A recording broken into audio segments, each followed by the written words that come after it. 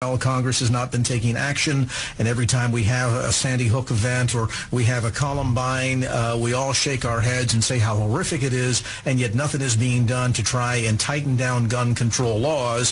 So he's basically saying, if Congress won't act, I am. Give me your sense in terms of where you think some of the more dangerous aspects of his proposal or his executive order come down today.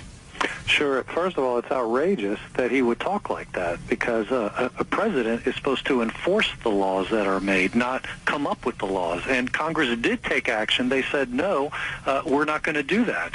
They actually voted down his gun control proposals, and that is honestly the will of the people. In fact, it's interesting. Recent polls show that more Americans support concealed carry as a response to terrorism than they do stricter gun control laws.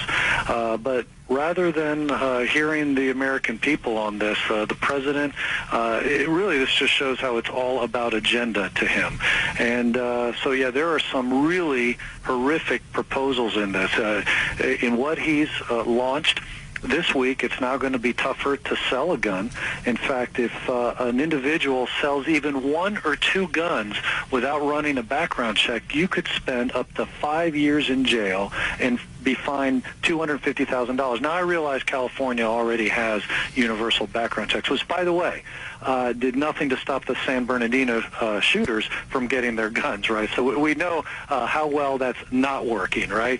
But, you know, in the rest of the country, there's still a lot more freedom where people can exercise their Second Amendment rights. You can buy and sell a gun the way you would a car, and especially if somebody needs cash and they sell their car or they sell their firearm, that's a very common thing to do. But now private individuals who have their own collection, they're not a dealer, they're going to be treated as a dealer as if they've been evasive and not following protocols, and they could end up with horrific jail sentences and fines. Is one of the issues here the fact that the whole matter of the Second Amendment is certainly constitutionally a federal level constitutional protection, and yet there's this sort of patchwork quilt of this state says this, the other state says that, one has this set of rules in place, somebody else has something different. I mean, part of the challenge here, I think, is that even if a certain state has stricter gun control laws, what's to prevent somebody from going to the state next door, buying the weapons, and then bringing them into the state, or as you point out, in the case of San Bernardino, people that appear on the surface to be perfectly normal, perfectly sane, and yet they're capable of buying weapons, legally so, and then carrying out these mass shootings. I mean, the aspects of the president's proposal to tighten down on the degree of how much mental health plays into all of this, I think raises some big questions just in terms of, okay, who's going to make the determination as to who's mentally well and who isn't, and where are they getting that information from, and who are they passing it on to?